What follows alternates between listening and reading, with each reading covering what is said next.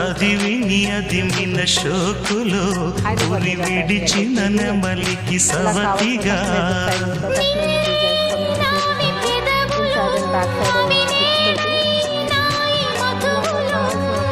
రెండు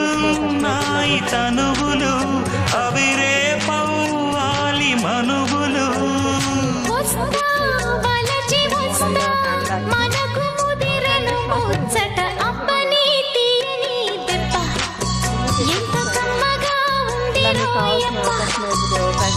అమ్మ నేనున్న నీ బుగ్గ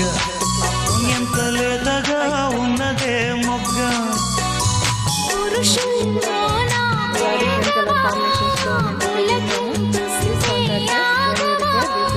వయ్యా